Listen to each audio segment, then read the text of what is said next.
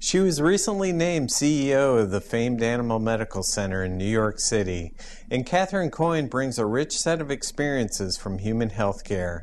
I'm Dan Verdon, editor of DVM News Magazine. We recently caught up with Ms. Coyne to talk about healthcare delivery, veterinary business, and goals for AMC, an organization celebrating its 100th anniversary this year. Here are excerpts from that interview. Tell me what it felt like to ring the Nasdaq bell. Ringing the Nasdaq bell was just so exciting for all of us. You know, we're celebrating our 100th anniversary. So to be able to have had all of my vets and some of my support staff, some of my board members, and some guests, we all got down to the Nasdaq, and we came with a big bulldog, and we came with a Maltese and a German Shepherd and a couple other dogs.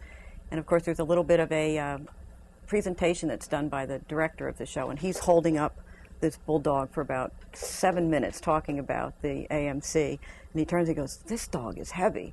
So it was very exciting. It was great to just have everybody in one place to really kick off the celebration of the centennial here for the Animal Medical Center. And I was a little bit nervous. I think I got my finger on the bell a little too early, but we didn't ring it too early. So was there a ceremony kind of tied to the event? There wasn't really a ceremony per se, but there is a process that goes through that starts the morning, and there is a gentleman that speaks about your institution or your company who's ever opening up the bell that day, and talked about the Animal Medical Center and its beginnings and where we are now and our mission and vision. And then they bring me up to talk a little bit about the Animal Medical Center. And then they bring up the whole crowd, and you wait for them to give you the key to push the bell. And of course, it's a lot of clapping and celebrating for the next 4 or 5 minutes. And it was broadcast live, so those of our folks that couldn't go that day were able to watch it live on the computer. So it was great. And how did the market do that day? The market was up that day. It was a good sign for everybody. It started up, and I think it even stayed up that day. So that was a good sign for all. Well, can you tell me a little about yourself? You have a very interesting background in the human healthcare arena. Sure. I've been in human healthcare administration for the last 27 years. Prior to getting into management, I had gotten into healthcare as a respiratory therapist, which I enjoyed immensely. And then the following years, I took over administrative positions. So my last position was the CEO of a 250-bed hospital in New Jersey, large teaching program. Very similar in a lot of ways to the Animal Medical Center in terms of its mission and vision, in terms of education and teaching. We had a large teaching program here. So the similarities between the human and the animal are strikingly similar. And yet there are obviously some major differences. Could you talk a little about these similarities and the differences that you see between both human and veterinary medicine? I think both the human and the animal practice of medicine probably all have the same and do have the same core values. Certainly the quality of the care is important. The patient and or client satisfaction is key.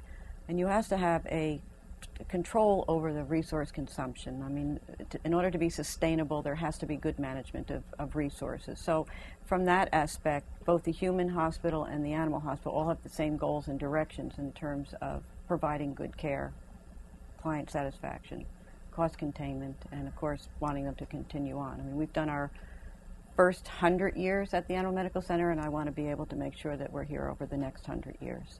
So it's a combination of all of those elements.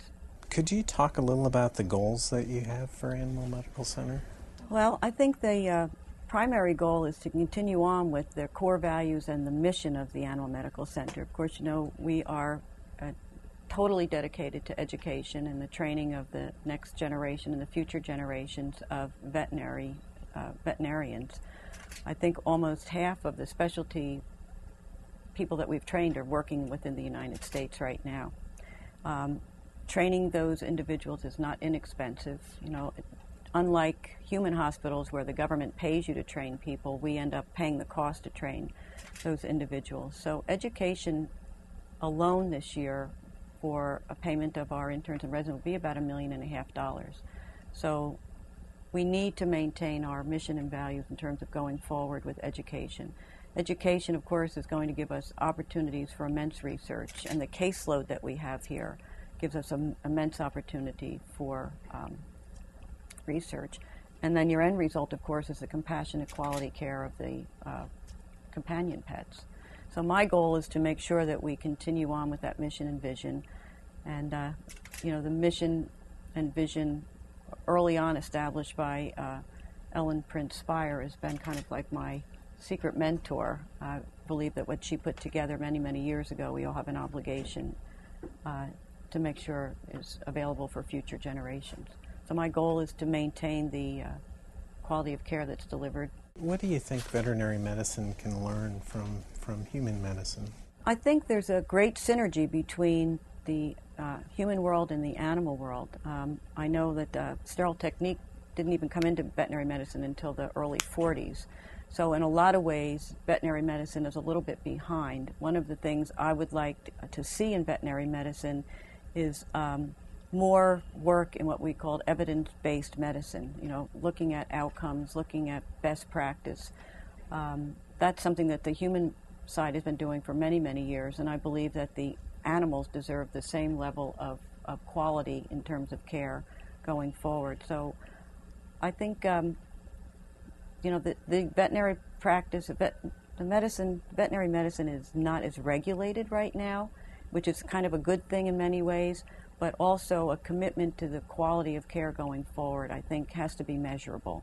And that would be one of the differences I think I see in the animal versus human model at this point. Discretionary income seems to be it is financing, for the most part, veterinary medicine. And how do you feel about, I guess, a third-party payment system?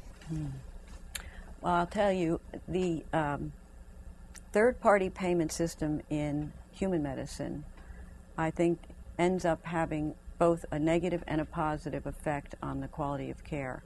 In the hospital world, you can't even be admitted without being pre-approved to come in. I think at some point, one of the challenges for the veterinary community going forward is going to be there will be probably more insurance people looking to get into this market, and I think we have to be very careful about who gets in, how they get in, and to assure that the quality of care is appropriate for what we're doing for the animals. Discretionary income, the economy has hurt everybody, and I think for a long time the fees for veterinary care have been very low, and so they had to rise up to meet the cost of what it costs us to provide that care. I mean, when you look at a place like the Animal Medical Center, we have a 64-slice CT. I didn't even have that in my human hospital. I had a 32 for years. We have an MRI. We have a linear accelerator. All of these things are extremely expensive, and you've got to put a business model together which will allow you to pay for the equipment, to provide the service, and still have enough to continue to go on with your business. I think people in this economy are more cautious about what they're spending on their pets, but I also think that people will hopefully always do the right thing for their animals. And that's something that I think all businesses, for-profit and not-for-profit, are dealing with now, is the economic downturn. Over the last, I guess, recession, the main part of the recession, did Animal Medical Center sort of feel that impact? And this predates your tenure, Yeah, I think probably yes. I mean, I've been here just a couple months, and I watch the volumes very carefully. We watch, what types of cases we're doing, who's coming in, how many people come in.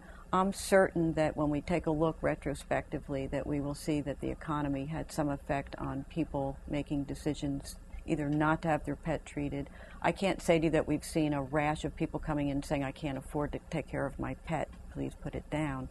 We, of course, have a lot of, because we are a not-for-profit, we do have many programs which will assist patients and clients with those difficult decisions. We have a patient assistance fund for those patients that can't afford certain care or certain treatments. We will still continue to treat all the guide dogs for free. We also have a seniors program, so if you're a senior citizen with a companion pet that you can't afford to care for, we have a fund to help take care of that as well. So fortunately, I don't believe that we've seen people not caring for their pets or not doing the right thing for them And those that come to us that have financial needs, we're still able to help to some degree. And that's part of our mission and part of our objective at the Animal Medical Center. So, but as you know, no money, no mission. So we have to make some money, and we have, fortunately, very dedicated donors that will continue to help us fund some of those programs. I heard a stat earlier that AMC is probably trained 1/3 of the specialists in the U.S. Can you talk about its role as within its training as a teaching hospital? Sure. Yeah. The education of the future veterinarians has always been one of the missions of the AMC, and I think it might even be a half of what we have in terms of specialty medicine trainees out in this country. And we also train others that are not in the United States. We have people coming from Japan. We've had this year, I think, 2 from Australia. We've had people from all over the world. And I believe that the Animal Medical Center, if I can relate it to a human side, is really the Mayo Clinic for animal care. And we have fortunately been able to, in our program, we'll have this year another 15 or 18 interns. We'll have probably another 18 or 22, maybe up to 30. I'm not sure what the final number was on our residency program.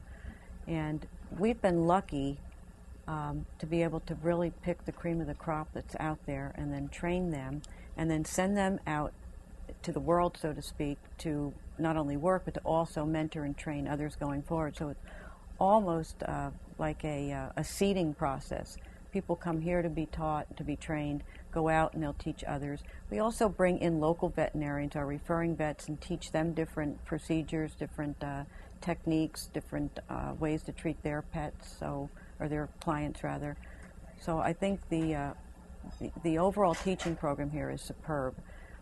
Unlike human hospitals, the government does not pay you for teaching the next generation. We end up having to raise funds to do that.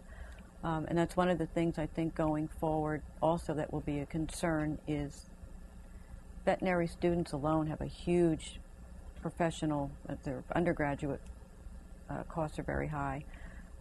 It costs more money to train them going into specialties. So I think cost in education going forward is something that we will need to really get a handle on. What do you think veterinary medicine can teach human medicine?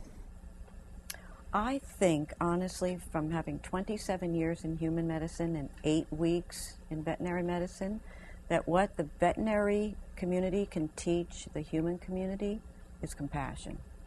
There is a huge difference I see in my short period of time, but I've worked with vets over the years with my own pets, so I've seen it personally as well, that the level of compassion is tremendously admirable on the side of the veterinary medical staff.